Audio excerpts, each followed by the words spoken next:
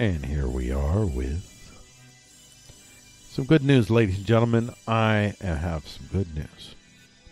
Power and go in less than 10 minutes. 10-minute charging for electric cars may be on the way. This is from Futurity. So, excerpt from there. Electric vehicle owners may soon be able to pull into a fueling station, plug their car in, and in 10 minutes drive out with a fully charged battery, according to a team of engineers. A team of engineers, ladies and gentlemen, not an engineer. And you know what?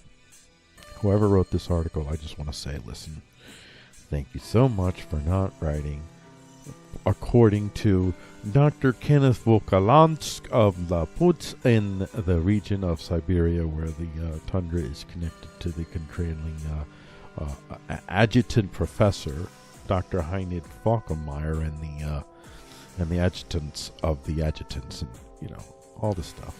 You guys have seen these stories. You know what I'm talking about. Just said a team of engineers. That's beautiful. Thank you. Thank you for that. We demonstrated that we can charge an electrical vehicle in 10 minutes for a 200 to 300 mile range. Says names. I'm not reading names anymore, everybody. Chair of Mechanical Engineering. I'm not doing this. Okay, this guy. Says this guy. Scientist.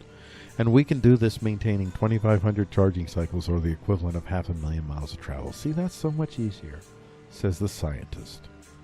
The researchers had previously developed their battery to charge at 50 degrees Fahrenheit in 15 minutes.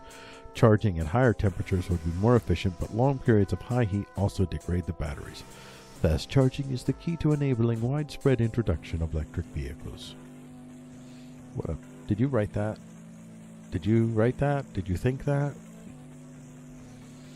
That's wonderful. By the way, water is wet. Yeah. Anyway, this is a good story, though. This is wonderful. This is bringing this more into the possibilities, and I totally support this. But I'm going to beat the dead horse and say, yes, we need to have this. We need to have the open source and on the ground, and people being able to do this here, now, and everywhere. And not just going out and buying what Amazon sells us, but actually making our own batteries, our own stuff. That's what we need to be doing.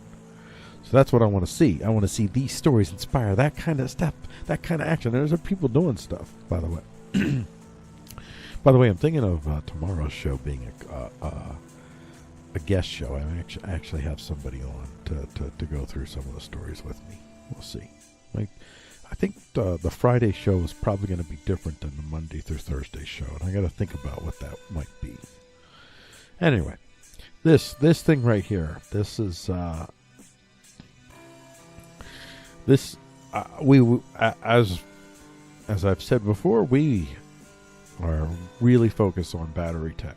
Battery tech is really, really important. The ability to convert, especially if you can convert what you call a renewable resource. A renewable resource, I know it has their political connotations, but a renewable resource is simply something that, like the sun, it's always going to be there. It's never not going to be there. I don't want to hear your science mumbo jumbo. It's always going to be there. Stop it. The universe is benign. Okay, so the sun's going to be there, wind's going to be there. If you could, like wave energy, water's always going to be there. Don't tell me anything different. Stop it. Don't. Anyway, so this is very important.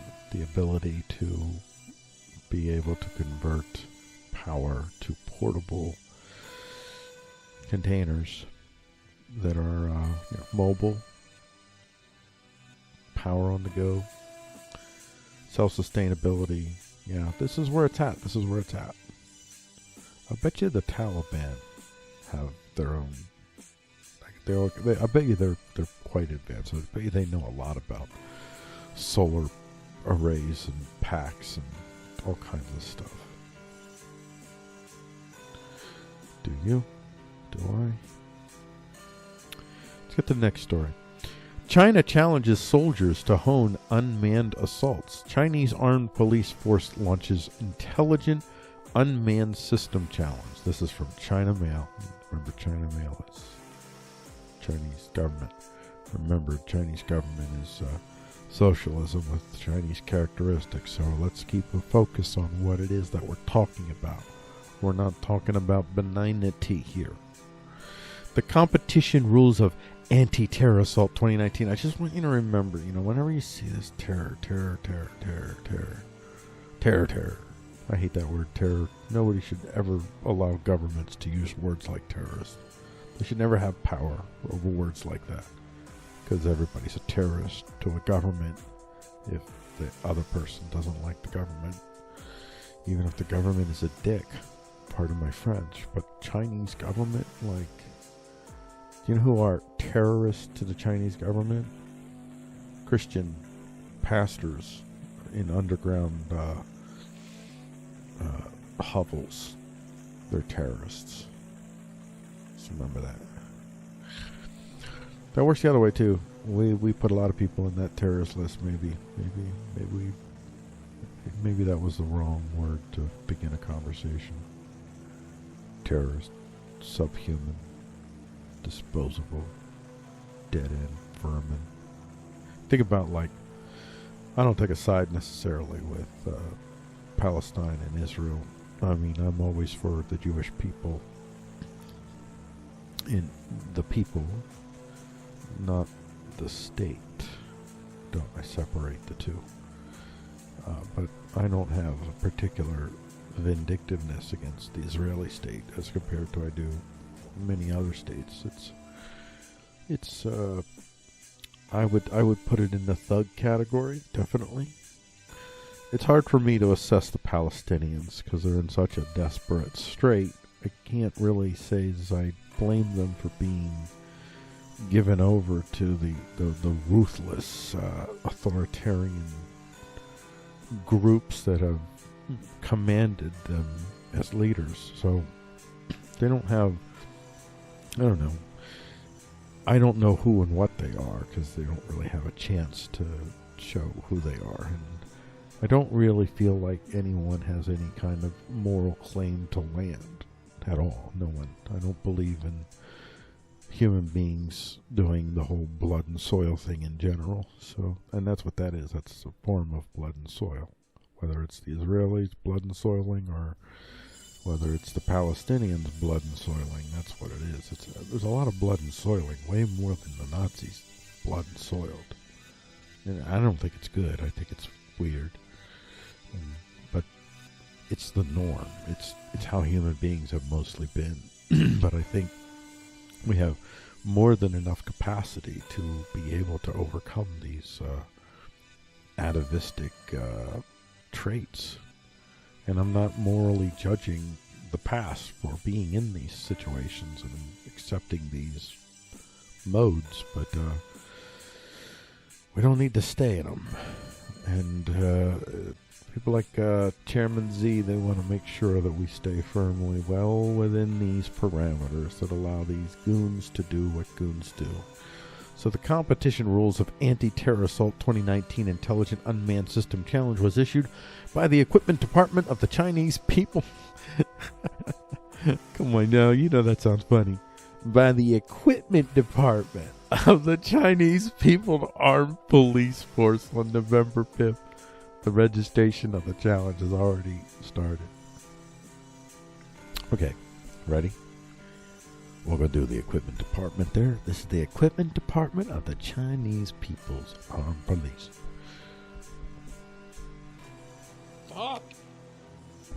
No, we want tools that work themselves. Yes. Work themselves. Yes, exact. Really important part. Work themselves. For national pride and security, of course. Yep.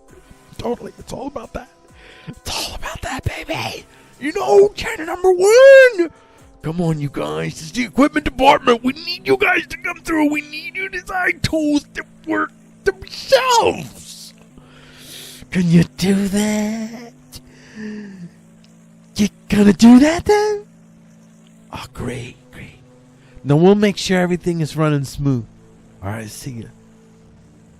Yo, they gone? Yeah, they're gone. Yo, Fortnite? No, man, Fortnite, man. No, we don't need no Fortnite, man. No, man. No, we're gonna go Overwatch. What? Yeah, we're going to Overwatch, baby. We're bringing it back. Anyway, that's the true story. That's how I see it. That's the equipment department of the Chinese people are in place. They're like, they just basically found a way not to work. I'm kidding, of course, but actually, it's far more sinister than that. But I just thought that I would slide you in with a little bit of an attempt at a joke. I'm not a comedian, so I don't want to claim any. I'm not. I'm gonna go home now. I'm gonna write Chairman Z a letter, and I'm gonna say, please, Chairman Z, when you rule the American market square, and I'm no longer able to see Winnie the Pooh grace my screen in any way, shape, or form. Please go fuck yourself. Okay. In order to discover and promote the transformation of advanced equipment technology into combat effectiveness, the Equipment Department of the PAP plans to hold a series of intelligent unmanned system challenges around the theme of anti-terror assault. The competition is sponsored by the Equipment Department. We want them to work themselves. Of the PAP, and is jointly hosted by the PAP Engineering University, Ordnance Science and Research Academy of China, and China Ordnance Industry, whatever. I'm not reading all that crap. The competition selected the direction of unmanned ordnance disposal, aiming to provide a communication platform for enterprises and research institutes in the field of unmanned ordnance disposal, test the true level of existing equipment technology, and guide the rapid development of domestic unmanned ordnance disposal technology. Do you understand what unmanned ordnance disposal technology means, ladies and gentlemen? You know what? Hold on. You know what? I'm going to step away for a second here. Hold on.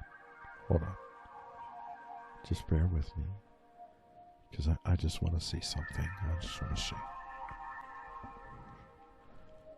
Don't move it. Don't move a muscle, folks. I am doing important research and development with a product and service that is designed to, here we go. It's designed to just do a little bit of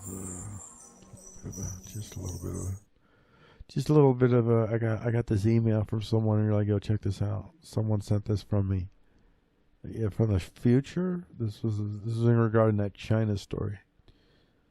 I don't know what it means, but apparently something like this is happening. This is, it's from 2029 AD. What happened? There can't be, it's like a tornado or something? It's pretty bad. I used to think they had the fires. Whoa, 3 billion human, what? Dude, that didn't happen. Hold on, this is messing with my head, man. What is this? What is this? I got to go forward here. Holy, what is, okay, ladies and gentlemen. I think you see my point. I think we got this registered. What we're looking at here is, I'm in the wrong place here. Let's get back there. Back to the music. I'm sorry. So there you go. These are unmanned ordnance. They're killing machines in China. They have, let's just say that they have considerably less restraint on their ability to deploy these products and services, if you will, to the general population. So we're going to do, let's do China Police State Uyghurs. I don't know if I'm spelling that right. Let's see. China's police state goes global. Here we go. Let's just check this out. China has turned Xinjiang into a police state like no other. Totalitarian determination and modern technology have produced a massive abuse of human rights. Okay, I'm not going to read that. All right. Oh, okay, you're not going to let me read the article because you're a... Okay, Hussein shared that message on a WeChat social messaging group in 2015, where he was 23. Born in York, in a town in southern Xinjiang, Hassan had moved to the provincial capital, Urumqi, to sell jade and shoes and to learn more about Islam. He described himself to Darren Byler, an anthropologist from the University of Washington, as a Sufi wanderer. Ooh, man, those are one of the most hated of all the Muslim groups. A pious man with a wife and small daughter who prayed 5 times a day and disapproval of dancing and immodesty. The Sufis are, I would say, probably the most liberal of all the groups. So the Sufis don't have a problem with anybody so much as, well, I mean, there are militant Sufis. There's militant everythings. Every group, well, even the best of the groups, have militant everythings. But generally, the Sufis are the most liberal. They're definitely the most liberal. So, okay, so you don't want to share your little knowledge with me, economist, and you can go bite a butt. If there was a butt for you to bite, I would want you to bite it. And I would want you to video it so everybody can see that you bit the butt. All right, let's see if MSN gives me a little bit more sugar. Can't believe I want MSN, but there I am. All right. The Communist Party's dragnet in Xinjiang has swept an estimated 1 million ethnic Uyghurs and other mostly Muslim minorities into vocational educational centers that numerous studies and reports have exposed as harsh internment camps. For those who managed to get out and settle overseas, the search for... Okay, I'm looking for other things here. So... together they point to a systemic effort to infiltrate diaspora communities, recruit informants, sow mistrust, and stifle criticism of the regime.